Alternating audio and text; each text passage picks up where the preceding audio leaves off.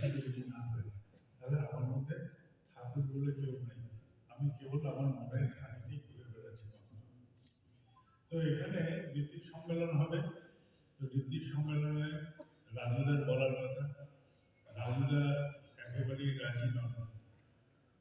রাজুদা বলতে চান না, গলায় খুব কাশি হচ্ছে, এরকম হচ্ছে, কথা বলতে গেলে গলা ফুসফুস করছে। আমি বললাম এটাই তো ঠাকুরত্ব, যেটা ঠাকুর বলেছেন, ঠাকুরের বলতে বলতে গলা ছিঁড়ে গেছে, গলার নালী ফাঁক হয়ে গেছে, শুকনি পক করে ঢুকে যায়। আপনারও সেই একই অবস্থা, যে গলা ছিঁড়ে যাচ্ছে, গলার নালী ফাঁক হয়ে গেছে। এর মধ্যেই তো আমরা আপনার মধ্যে ঠাকুর দর্শন করতে পারবো, এই অবস্থার মধ্যে দিয়ে। আর আপনি বলবেন না কেন এই কথা? রাজুদার খণ্ডন করতে বললেন না, উনি বলতে বাধ্য হলেন। আজকে বসে এগুলো যে দিব্যি বলে গেলেন বিনা কাশি। ঠাকুরের কথা যখন বেরোয়, ঠাকুরের কথা যখন বেরোয়, তখন তিনি এটা রক্ষা করে দেবেন। ভাবনা চিন্তা অনেক কিছু করি আমরা, যে কি বলা যায় কি না বলা যায়। একটা লোকের কথা, সে লোক নিদারুণ অসুবিধায় পড়েছে। কেমন অসুবিধা?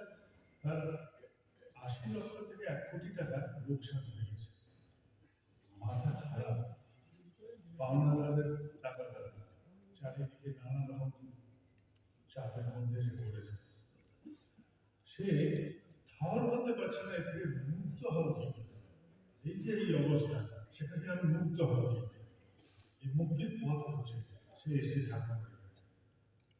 যখন ঠাকুর বাড়িতে এসেছে, তাকে বলা হচ্ছে এখান থেকে যাও ঠাকুরের কাজ করো, যাই থাকুক, যত দুর্বিপাক থাকুক, তুমি ঠাকুরের কাজ করতে থাকো, আর মনে প্রাণে তাকে আঁকড়ে রাখো, আঁকড়ে রাখো, টাইট করে ধরে রাখো, উপায় ঠিক আসবে। সে ওখানে রেগুলার ঠাকুরের কাজে বেরোয়, আর মনে মনে খালি ঠাকুরকে ডেকে যায়, ঠাকুরকে ডেকে যায়। এই যে ঠাকুরকে ডাকছে আর ঠাকুরের মুগ্ধ হয়ে আছে, এই যে অসংলগ্ন চিন্তাগুলো আসছিল মনের মধ্যে, আস্তে আস্তে সংযত হতে শুরু করলো, সংযত হতে শুরু করলো। এলোমেলো মনের চিন্তাগুলো সব এক জায়গায় স্থিত হতে শুরু করলো। বাঁধন এলো মনটা, এলোমেলো চলে এলো মনটা, বাঁধন এলো। সয়াবিন, আপনারা অনেকেই জানেন সয়াবিনের তরকারি অনেকে খায়। সেই সয়াবিনের দুধ দিয়ে একটা ছানা হয়, টোফু বলে, সে তার বিজনেস শুরু করলো। শান্ত মনে ভাবলো যে এইটার কারবার নেই। এই ব্যবসা করতে করতে করতে করতে কয়েক বছরের মধ্যে সে সমস্ত দিন চুকিয়ে এখন লক্ষপতি হয়ে গেছে। তো এই যে পরিবর্তনটা, মনটা যখন শান্ত হয়, তখন আমরা দিশা খুঁজে পাই যে এবার কি করতে হবে। মাইনে পাওয়া যাচ্ছে না, এটা একটা পরিস্থিতি। মাইনে না পাওয়া গেলে আমি যে অশান্ত হয়ে যাচ্ছি, এইটা হচ্ছে অসুবিধা। আমার মনটা যে চিন্তায় বিভোর হয়ে যাচ্ছে, এবার করবো কি, এটা হচ্ছে অসুবিধা। এবার শান্ত যদি হয় মন, তাহলে সে ভাবতে পারে যে এবার কি করণীয়। এটা তো সত্য যে আমার মাইনেটা পাইনি, মাইনে পাইনি, এটা সত্য। এই সত্যের সম্মুখীন হয়ে আমি এবার জীবনটাকে কিভাবে প্রগতিতে নিয়ে গেলে আমি এই মাসটা চলতে পারবো, এই দিশাটা খোঁজার জন্যই ঠাকুরকে দরকার। এই দিশাটা তার সাথে যুক্ত যখন থাকে মন, তখন এই অশান্ত মন মানসিকতা তখন কি করে, প্রস্ফুটিত হতে থাকে, শান্ত হতে থাকে, সে দিশা খোঁজার চেষ্টা করে। বাড়িতে বউয়ের সাথে অশান্তি হয়েছে, এটা একটা পরিস্থিতি। এই অশান্ত মন নিয়ে আমি যখন কর্মকাণ্ডে যাচ্ছি, আমি কাজে যখন বেরোচ্ছি, তখন সেই কর্মজগতে গিয়েও আমার একটা অশান্তিকর পরিস্থিতি তৈরি হয়ে যাচ্ছে। কারোর সাথে ভালো লাগছে না, কোনো কিছু ভালো লাগছে না, খিটখিট খিটখিট করছি আমি। এটা একটা পরিস্থিতি, সেই পরিস্থিতির অবস্থায় পড়ে আমার মনের এরকম অবস্থা হচ্ছে। এখন এই যে অশান্তিটা হয়েছে, কার সাথে হয়েছে? আমি মানুষের সাথে। এটা একটা সত্য ঘটনা যে আমার হয়ে গেছে। এবার এই পরিস্থিতিতে আমি কি করতে পারি? এর জন্য শান্তভাবে চিন্তা করা দরকার। আমি বুকটাকে কি ফেলে দিতে পারবো? আমি তাকে আবর্জনা স্তূপের যেরকম ফেলে দেওয়া যায় সেরকম করে ফেলতে পারবো? পারবো না। তাহলে তার সাথেই আমার থাকতে হবে, তার সাথেই আমাদের গল্প করতে হবে, তাকে নিয়ে আমার এই সন্তান সন্ততি এসছে। তাহলে এইবার ভাবনাটা এইখানে পরিবর্তন করা যেতে পারে যে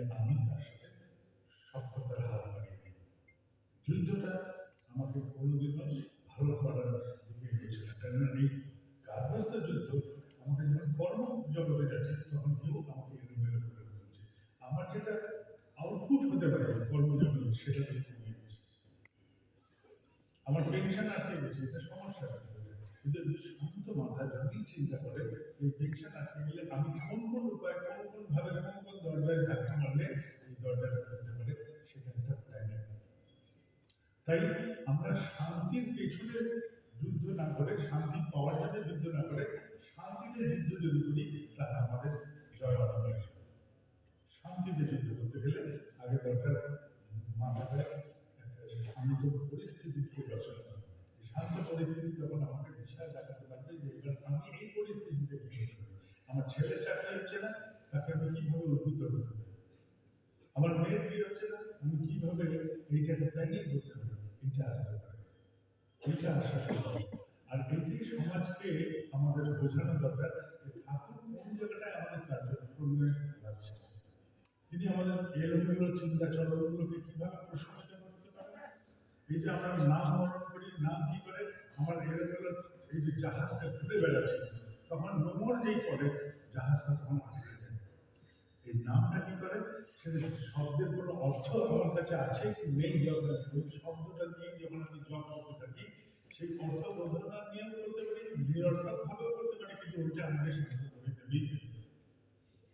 আমার মনটা যখন চারিদিকে সরিয়ে যায়, আমি যখন নামে বসে ঠাকুরকে নিয়ে ভাবার চেষ্টা করি, ঠাকুরের ভাবনার সাথে সাথে অনেক চিন্তা আসে, এই চিন্তাগুলো আমার মনের মধ্যে থেকে যাওয়া সেই কথা যেগুলো আমার মনে হতে আছে, ওগুলোকে সরিয়ে যাবে, ওগুলোকে থাকতে দেওয়া সবাই, এটাই হচ্ছে কথা, ওগুলোকে থাকতে হবে। এবার থাকার থেকে কি করে এই জায়গা থেকে আমি বেরিয়ে আসবো সেটা দেখা। চক্রব্যূহে ঢোকাটা কোনো অসুবিধা নেই, বেরোনোটা হচ্ছে অসুবিধা। বেরোতে গেলে সবার আগে যেটা দরকার, ওই চক্রব্যূহে ঢুকে হাত পা চাপলে কৃষ্ণ ভগবানের স্মরণ নেওয়া দরকার। তবেই অভিমন্যুরা বারবার চক্রব্যূহে বেরোতে হবে, নচেত কোনোদিনও পারবে না। অভিমন্যু চক্রব্যূহে ঢুকলে তার মৃত্যু অনিবার্য, এটা অবশ্যম্ভাবী। আমরা যে কাজে থাকি না কেন, সেই কাজে একদম নির্মল ভাবে হবে, ঠাকুর বলছেন এটা সম্ভব না। তা নির্মল ভাবে কোনো কাজ হয় এইভাবে সম্ভব না, সব কাজের মধ্যে কোনো না কোনো দূষণ লুকিয়েই আছে। একমাত্র ইষ্ট কার্য হয় যখন আমি আরেকজনের জন্য করছি, কোনো মঙ্গল বিচারে কোনো কার্যক্রম করছি, তখন একমাত্র সেটা দূষণকে রোধ করতে পারে। এই সেটি ঠাকুরের বাণীতে পারে। তাহলে এই মঙ্গল বিষয়টা কি, যে আমি যখনই কোনো কার্য করি তাতে আমার স্বার্থ লুকিয়ে থাকে। আমি কোনো সেবা কার্যক্রমে গেলাম, সেবা কার্যক্রমে যাওয়ার পারপাসটা কি, যাতে এই মানুষগুলো আমার সাথে থাকে। আমি কম্বল বিতরণ করছি, কম্বল বিতরণের পারপাসটা কি, যাতে সেই নেতার সাথে এই জনতা থাকে। এখানে একটা পাম্প করে দিচ্ছি তোমাদের জন্য, এই জলের ব্যবস্থা করলাম, তোমরা আমার সাথে থাকো, এটি হচ্ছে পারপাস। তাহলে সেটা সবসময় একটা কোনো একটা গল্প নিয়ে এসে উপস্থিত হয়, যখন সেটা ঠাকুরের সাথে হয় তখন আর এই গল্পটা থাকে না, তখন নির্মল হতে থাকে, তখন পারপাসটা নির্মল থাকে। তাহলে সেটার মধ্যে গর্হিত জিনিস ঢুকে যেতে পারে। সেদিন একটা ঠাকুরের বাণী পাঠ হচ্ছে, বেকুব যারা দুষ্ট বুদ্ধি সম্পন্ন তারা। আমি তো ভাবার শুরু করলাম যে বোকা বলে জানি তাদেরকে, কিন্তু দুষ্ট বুদ্ধি তো জানি না। তারপর ভালো করে বিচার করে দেখলাম আমরা তখনই বোকা হই যখন আমাদের মধ্যে কোনো একটা দূষিত বুদ্ধি এসে উপস্থিত হয়, তার আগে আসতে হবে। আমি লোভে পড়েছি, তাই ব্যাংকের কোনো একটা স্কিম ঢোকানোর নাম করে আমি ওটিপি শেয়ার করে দিয়েছি, তারপরে আমার ব্যাংক থেকে অ্যাকাউন্ট সাফ হয়ে গেছে। কোন একটা স্কিমে টাকা রাখতে বলেছে, আমি লোভে ছিলাম, তাই আমি স্কিমে গিয়ে টাকা রেখেছি, আমার টাকার খরচা হয়ে গেছে। তাহলে ঠাকুর তো আমাদের সবসময় দিশা দেখাচ্ছে, কিন্তু আমরা দিশা হারা হয়ে যাই কেন, যে ঠাকুরের জায়গায় আমরা আমাদের বোধ বুদ্ধিগুলোকে অ্যাপ্লাই করতে থাকি, বোধ বুদ্ধি অ্যাপ্লাই করতে থাকি। এই যে গল্পগুলো বলছি আমি, এগুলো সব ঠাকুরের থেকে ধার নেওয়া গল্প, কোথাও আমার গল্প না। কালকে এখানে দুজন অন্তত বলেন, অমৃতের পুত্র তোরা করতে পারিস বিশ্বজয়। অমৃতের পুত্র তোরা, এই যে অমৃতের পুত্র, আমি সেদিন দেখছি একটা শব্দ, জীবন্ত কথার মানে হচ্ছে উৎসাহযুক্ত। জীবন্ত কথার একটা অর্থ হচ্ছে উৎসাহযুক্ত। তাহলে জীবন্ত যে, সে প্রাণবন্ত করে, তাহলে যে প্রাণবন্ত সে উৎসাহযুক্ত, আর অমৃত মানে তার প্রাণ আছে, সে প্রাণবন্ত বলেই সে মৃত নয়। তাহলে অমৃতের পুত্র মানে উৎসাহযুক্ত, সেই হচ্ছে অমৃত। আর পুত্রকে আমাদেরই অঙ্গের বিস্তার বা প্রকাশ। তাহলে উৎসাহযুক্ত প্রকাশ যদি আমি হই, তাহলে আমার তো বিষয়টা অনিবার্যই। আমি উৎসাহের প্রকাশ, আমি উৎসাহ যদি না থাকে, উৎসাহ উদ্দীপনা যদি না থাকে, আমি কোনো কর্মকাণ্ড কখনো ঠিক করতে পারবো। আমার ইচ্ছা হয়েছে ঠিক, কিন্তু ইচ্ছার পেছনে আমার সমস্ত উৎসাহকে নিয়োগ করা, আমার শরীরটাকে নিয়োগ করা, যতক্ষণ এটা হচ্ছে ততক্ষণ সেটা রূপান্তরিত হবে কি করে? তাহলে রূপান্তরিত হয় কি করে? সেটা রূপান্তরিত সম্ভব না। আমার ডাক্তার হওয়ার ইচ্ছা অনিবার্য, আমার ছেলের ডাক্তার হওয়ার ইচ্ছা হয়েছে, বাপ হিসেবে আমি খুব খুশি হলাম, ছেলে বলেছে ডাক্তার। কিন্তু এই যে ইচ্ছাটা, এবার তাকে বাস্তব করার জন্য কি কি কাণ্ড সে করছে সেটা দেখা দরকার। সে কতক্ষণ মোবাইলে থাকছে, কতক্ষণ বন্ধুদের সাথে থাকছে, কতক্ষণ এলোমেলো চিন্তা চলন করছে, যেটাতে তার মনটা এলোমেলো হয়ে ছড়িয়ে যাচ্ছে, যার এক লক্ষ্যে পৌঁছাতে পারছে না। আর এক লক্ষ্য যতক্ষণ মন হচ্ছে, ততক্ষণ কি করে সে যুদ্ধ করবে? তার এক লক্ষ্য হলো, একটাই লক্ষ্য। ওই একটা লক্ষ্য যতক্ষণ তার ধার্য করতে পারছে, তার ইচ্ছা কিছুতেই বাস্তবায়িত হতে পারবে না, তার যুদ্ধ করে তাকে বুঝাতে পারছি, ততক্ষণ সে ডাক্তার হতে পারবে।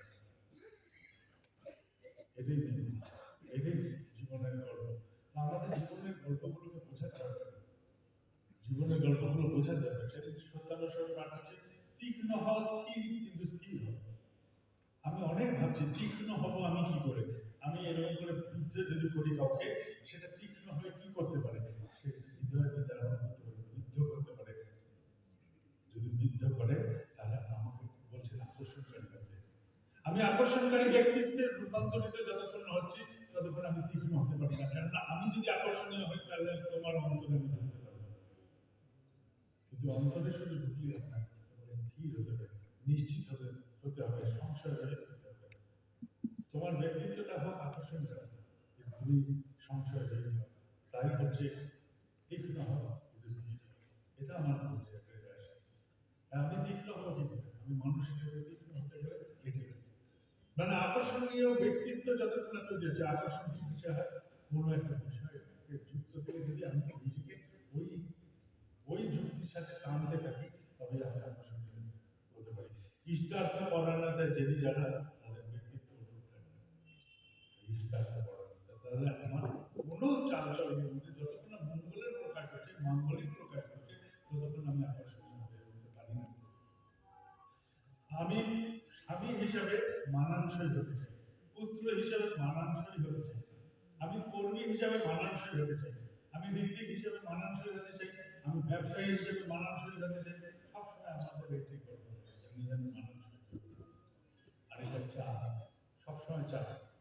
তার সাথে আমাদের ঠাকুরের জগতে এইটা করো, সেটা করো, এইটা করতে হবে, সেইটা করতে হবে। এই চাপটা ছেড়ে দেবে, কিছু হতে হবে। আপনি অন্তর থেকে আপনাকে বুঝুন যে আপনি কি করতে পারেন। আমি বুঝি আমার অন্তর থেকে যে আমার ঠাকুরের জন্য আমি কি করতে পারি। ৫৯,০০০ কি ৬০,০০০ দীক্ষা আছে, এটা বড় কথা, কিন্তু আমি কি করতে পারি, এটা বড় কথা। আমি কি করতে পারি? আমাকে একটা গাইডলাইন তৈরি করে দিলে আমি ভয়ের চোটে সেটা করবো বটে, কিন্তু ভক্তি আসবে না। ভক্তি তখনই আসতে পারে যখন আমার অন্তর থেকে স্বতঃস্ফূর্তভাবে এটা বেরিয়ে আসতে পারে, যে ঠাকুর তোমার জন্য কেন করবো? যত দীক্ষা আছে সব আমি দিই, ঠাকুর বলছেন। যত দীক্ষা সব আমি দিই। তাহলে যদি দীক্ষা তুমি দাও, তাহলে তোমাকে আমি দুর্বল কর্মী বানাই কি? আমি তো তোমাকে ভালোবাসি, তোমাকে অন্তত ভালোবাসি, তাহলে তোমাকে দুর্বল করে কি করবে? এইটাই গেল একটা কথা। আমি একটা দায়িত্বে আছি, সেই দায়িত্ব থেকে অব্যাহত দিই বা আরেকজনকে দায়িত্ব নিই, তখন আমার প্রথম কাজ কি হবে? আজ থেকে ৩৫ বছর আগে একটা ঘটনা আমি, আমার ব্যক্তিগত জীবনে আমাদের সব ভাইরা ছিলাম, আমরা গেছিলাম কানহা বলে একটা জঙ্গল। সেখানে ফরেস্ট সাফারি আছে, গাড়ি করে ঘুরছি, গাড়িতে ঘুরতে ঘুরতে ওখানে বাঘ দেখতে যাবো বলে গেছি। তখন আমাকে দেখে মনে ভাব পালিয়েছে। ওই জঙ্গলে কখনো আগে বাঘ দেখিনি, ওই চিড়িয়াখানার খাঁচা দেখেছি। যাই হোক, জঙ্গল যখন প্রদক্ষিণ শেষ হয়ে আসছে, তখন আমাদের যে গাড়ি চালাচ্ছিলেন, ভেতরে গেলে ওখানে বোর্ডের গাড়ি নিয়ে জিপসি গাড়িতে। তো তাকে আমি বলছি, যিনি গাড়ি চালাচ্ছিলেন সেই ভাইকে আমি বলছি, ভাই জোরে জোরে হর্ন মারো। বলে জঙ্গলে হর্ন মারার নিষেধ। বলে যে ভাই জঙ্গলে হর্ন মারা নিষেধ, কিন্তু তুমি তাও জঙ্গলে হর্ন মারো যাতে বাঘ থাকলে পালিয়ে যায়, না তো আমার পেছনের গাড়িতে যারা আসছে তারা যদি বাঘ দেখে নেয় আমার প্রেস্টিজ পাংচার হয়ে যাবে। মানে নিজের নাক কেটে পরের যাত্রা ভঙ্গ করছে। 35 বছর আগে একটা ছেলে খেলা বা আত্মার গল্প। কিন্তু আমরা কর্মীরাও ধরি কোনো কারণে যদি আমি না থাকি তাহলে সেই যাত্রাটা ভঙ্গ করার জন্য ভেতর হতে পারে। আমাদের এখানে আছেন দাসুদা, আমি কালকে না পরশুদিন বলছি, দাসুদা ওই জমির যে ব্যাংকের কাগজগুলো আছে ওগুলো এখন নতুন কমিটি আছে। এইবার এখন নতুন কমিটি হচ্ছে, তাই বলে কি দাসুদা হারিয়ে গেছে? দাসুদার দাসত্ব হারিয়ে গেল? এটাই আমার প্রশ্ন। তাতে আমি জিজ্ঞেস করলাম, তাতে কি হচ্ছে? আপনি তো আছেন কমিটিতে, থাকি আর না থাকি বড় খোকা, কমিটি থাকুক আর নাই থাকুক ওই তোমাদের পরিচালনা কথাটা। তাহলে আমরা ঋত্বিকরা কমিটিতে থাকি আর না থাকি এটা বড় কথা না। যা কিছু হবে সবসময় সব ওই ঋত্বিকের দায়িত্ব। এখানে যারা কর্মীরা উপস্থিত আছে, আমরা কি করতে পারি? আমরা তারা করতে পারি, মানুষকে তারা দিতে পারি। দীক্ষার কাজটা তারা দেওয়ার দরকার ছিল না, এটা আমরা অভ্যস্ত হয়েছিলাম। আজ যখন দীক্ষা কমে যাচ্ছে, তারা আমার কাছে একটাই প্রশ্ন আসবে, তুমি মশাই কত দীক্ষা দিতে? 100 দিতে, 50 দিতে, 500 দিতে, 1000 দিতে, আজকে গিয়ে দুটোতে থেমেছো কেন? তাহলে কি ওই দীক্ষাগুলো ভেজাল হয়েছে? যদি তুমি ভেজাল কারবার করে থাকো তাহলে আজকে তুমি খোলা করলে কিন্তু বাজারে। আর যদি তুমি তখন ঠিক করে থাকো তাহলে আজকে ভেজাল দিচ্ছ তুমি বাজারে। কোনটা? এইটা বিচারের বিষয়। তাই আমি বললাম যে আমি কোথাও বলবো না দীক্ষা দেবো, এবার আপনারা বিচার করেন এই দীক্ষাটা আমি যদি 100 দিয়ে থাকি, আজকে দুটোতে নেমে এসেছি কেন? লোকে কি যাজন করা ছেড়ে দিয়েছে? না, ছাড়ে না। আমি তারা করাটা ছেড়ে দিয়েছি।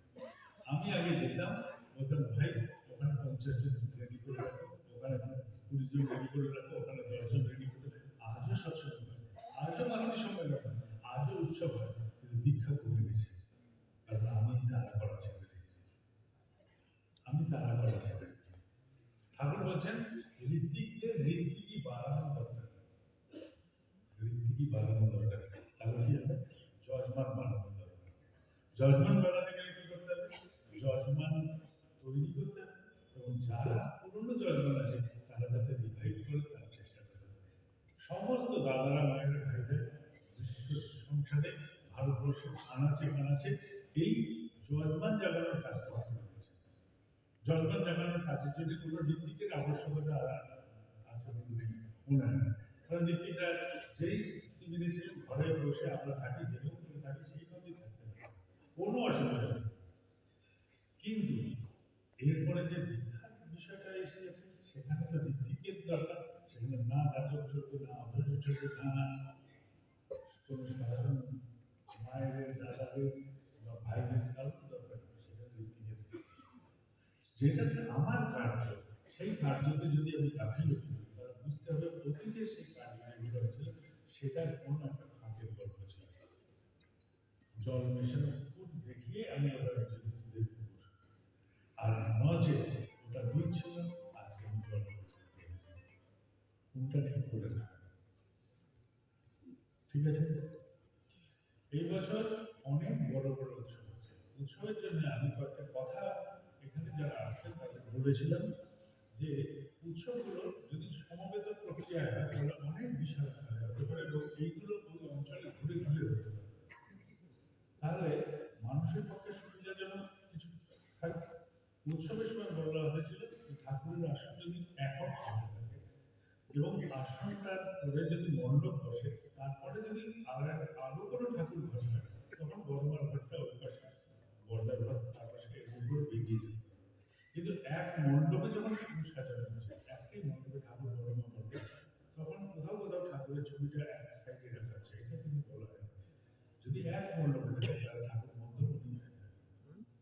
ঠিক আছে, কিন্তু বহু জায়গায় আছে ভুবনেশ্বরের ঋত্বিক সম্মেলনে গেছি, সেখানে বিভিন্ন ঠাকুরের জায়গা, ঠাকুরের তারপরে বর্মন বিগ্রহ জায়গা, তারপরে পর্দার বিগ্রহ জায়গা।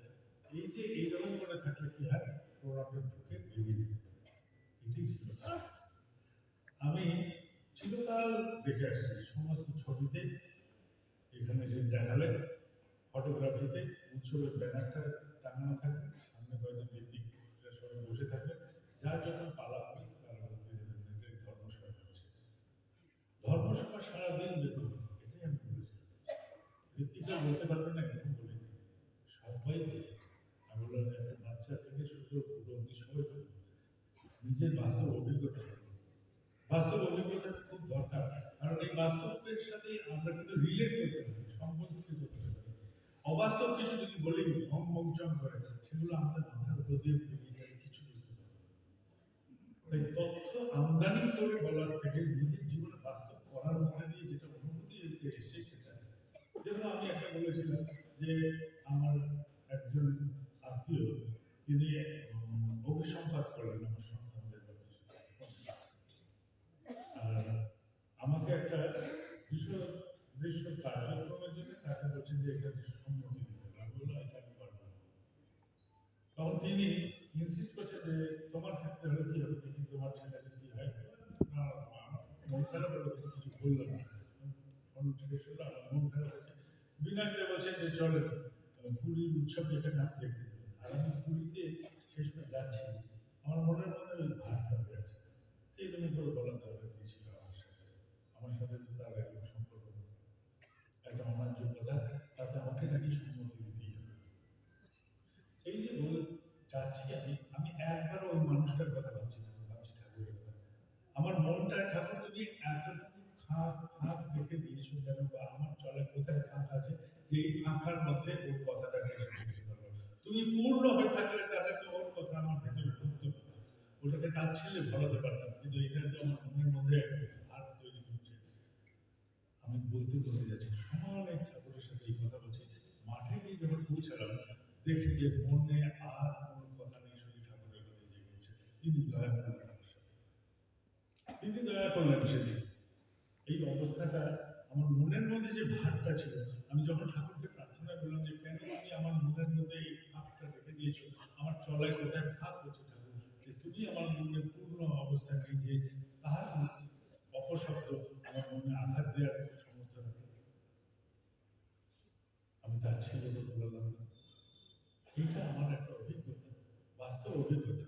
তাহলে আমরা কোনো অসুবিধার সম্মুখীন হতেই পারি, কিন্তু সেখান থেকে বাস্তবভাবে উত্তীর্ণ হতে পারে যদি গল্পটাকে পূর্ণভাবে রচনা করে। এইটাই হচ্ছে জীবনের গল্প।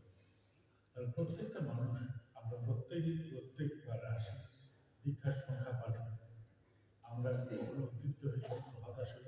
আমি জানি যে এই যে দীক্ষাগুলো হয়েছে এবার যথেষ্ট যাজন হয়েছে, যথেষ্ট কথা হয়েছে, কিন্তু এইরকম নয় যে মানুষ যাজন করবে না। লিপি বার করছে বলে তারা যাজন করবে, তারা যাজন করবে। এখন যে আসে, রাজুদা বলছে যে দৃষ্টিভূতি কেন করতে হবে, এটা তিনি বোঝাতে পারছেন না, তার সন্তানকে বললেন যে তুই একটু কথা বল। সন্তান বোঝানোর পরে সাথে সাথে সে বুঝে গেল সেই দৃষ্টিভূতি বিষয়ে, সে পজিটিভ হয়ে গেল। তাহলে এখন অগণিত দাদাদের মায়েদেরকে আমরা পাই কখন এই কার্যক্রম, অগণিত। এটার জন্য লোক খুঁজতে হবে, লোক সচেতন হয়ে গেছে এবং তারা কার্যক্রমে ইনভলভ হতে চাইছে। এটাই হচ্ছে গল্প। তাহলে এই ইনভলভ করাটা হচ্ছে আপনার কাজ, ইনভলভ করাটা। আর এই ইনভলভমেন্টটা কেন? কারণ আমি বেঁচে থাকতে থাকতে আমার মনে হয় যে আপনাদের প্রত্যেকে বেঁচে থাকতে থাকতে আমরা যেখানে যেখানে ঠাকুরের কাজ করেছি সেটা যেন পরে কিভাবে চলবে সেই পরবর্তী গল্পটাকে রচনা করে দেবে। যদি এটা না করি তাহলে আমার বিশ্বাসের সাথে সাথে ঠাকুরের কাছে আমার বংশ শেষ হয়ে যাবে। আমাদের প্রত্যেকের তাই, কেউ না কেউ সে ব্যাটনটা ধরা থাকে, এটাই মনে করবো। এই ঋত্বিক সম্মেলনে নানা রকম কথা হতে পারে, আনন্দের কথা হয়েছে, ভাবভঙ্গির কথা হয়েছে।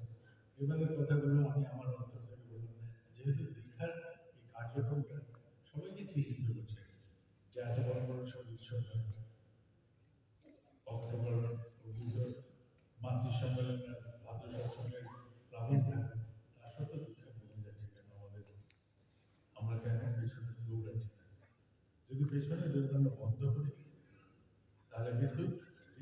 আন্দোলন তার কার্যকরিতাটা হারাবে। আর নীতি আন্দোলন যদি কার্যকরিতা হারায়, তাহলে সৎসঙ্গ বলে যে প্রতিষ্ঠান আছে এটারও কার্যকরিতা হারাবে। সৎসঙ্গের প্রতিষ্ঠানের কার্যকরিতা হারাবে, আমার ঠাকুর সীমিত হবে। আমরা কি তাই চাইতো? আমরা মনে হয় চাই, তাই না? ঠাকুর চারিদিকে লাগতে হবে, ঠাকুর পরিপ্লাবিত হবে, তিনি সুখে থাকবে, তুমি ভালো থাকবে, তুমি আনন্দে থাকবে। আর তুমি আমাদের সেই মনটা, যে মনটা কারোর সাথে কোনো কথা বলতে পারে না, না বউয়ের সাথে, না মায়ের সাথে, না ভাইয়ের সাথে, না ছেলের সাথে, যে মনটা শুধু আমার ওই অংশটা তুমি দখল করে রাখো। ওই অংশটা কেবল আমি তোমার সাথে কথা বলি, তাই নয় কি? আমাদের জীবনে যদি সেই জায়গাটা দেখি যে আমি যেই জায়গাটা কাউকে বলতে পারি না, সেই জায়গাটাই তোমাকে বলি, আর তুমি সেই মনের জায়গাটা, তাহলে তুমি আমার মনের মানুষ, তোমাকে আমি ছোট হতে দিই। ঠিক আছে? সবাই বলছে এটা আমার কাজ, এটা আমার কাজ। এই গল্পটা খালি তৈরি করে দেন, আপনি কি করতে চান আপনি সেটা করবেন। আমার কোনো নির্দেশ নেই যে ভিক্ষা বেশি দাও, এই করো সেই করো, কোনো নির্দেশ নেই। এটা আমার একান্ত আবেদন আপনাদের কাছে যে আপনি ঠিক করবেন আপনার ঠাকুরকে কিভাবে প্রতিষ্ঠা করবেন, এটা আপনাদের জন্য। ঠিক আছে? সবাই ভালো থাকবে। ঘর নিয়ে, সংসার নিয়ে, পরিবার নিয়ে, অশান্তি নিয়ে, শান্তি নিয়ে, ঝামেলা নিয়ে, সব নিয়ে আমরা ভালো থাকি। ঠাকুর তুমি আছো যখন, এটাই গল্প। জয় গুরু। আর একটা কথা, এই কনফারেন্স প্যান্ডেলটা খুবই সুন্দর করে উষ্ণ হয়ে আছে, আরামদায়ক, কিন্তু বাইরে প্রচন্ড ঠান্ডা, বাইরে প্রচন্ড ঠান্ডা। এই প্যান্ডেলেও যেরকম লোক আছে, মানুষরা সব বসে আছি আমরা, বাইরেও যেখানে আমি বসি সবসময় ওইখানেও ভরে আছে, রাস্তাঘাটে সব জায়গায় ভরে আছে। শীতের এই কষ্ট নিয়েও আপনারা সবাই এসেছেন। এই কষ্টের মধ্যে একটা রাত, দুটো রাত কাটানো খুব কষ্ট। আমরা অভ্যস্ত এখানে, তাই চলে যাই। তো আমি অভ্যস্ত এই জন্য বলি যে শীতটা আমার মাথায় চড়তে দিচ্ছি না বলে আমি জামা পরেই ঘুরে বেড়াচ্ছি। তো বাড়িতে এত চাপ করলো, মোজা নেই, চাদর নেই, মোজা নেই, চাদর নেই। ভয়ের চোটে আমি এখন মোজা আর চাদর নিয়ে অন্তত ঠাকুর বাড়ি চলে যাচ্ছি, যাতে অন্তত ঠাকুর বাংলাতে পর্যন্ত নিস্তার নেই। ওখানে সব মায়েরা, দাদারা জিজ্ঞেস করেছে, দাদা আপনি মোজা পরবেন না? দাদা আপনার ভাই ঠান্ডা লাগছে না? যা বাবা, এত প্রেম আমি কি করেছি, অন্তত ঠাকুর বাংলার মোজা পরে যাচ্ছি, চাদর নিয়ে যাচ্ছি। কিন্তু আমার সত্যি সেই অর্থে ঠান্ডা লাগছে না, ভালোই আছে এইসব নিয়ে। কিন্তু একটা কথা, আপনাদের এখানে অঢেল কষ্ট হতে পারে। যারা যেতে চান বাড়ি, যদি আপনাদের কার্য সমাধান হয়ে থাকে, যারা যেতে চান, বাইরে যে দাদারা মায়েরা আছেন, যাদের মনে হয় এবার বাড়ি ফেরা দরকার, আমি অনুমতি, যদি আমার দরকার থাকে আমি বললাম, অনুমতি দিলাম, আপনারা নির্বিঘ্নে শান্তিতে বাড়ি ফিরবেন। বাড়িতে ফিরে সবাই আনন্দে থাকবে। আর নিজেরা ঠিক করবেন আপনি কি করবেন, আমার কিছু হবে না। জয় গুরু। সবাই ভালো থাকবে। বললাম না আপনার সুললিত কণ্ঠে ধ্বনি দিয়ে দেবেন নাকি?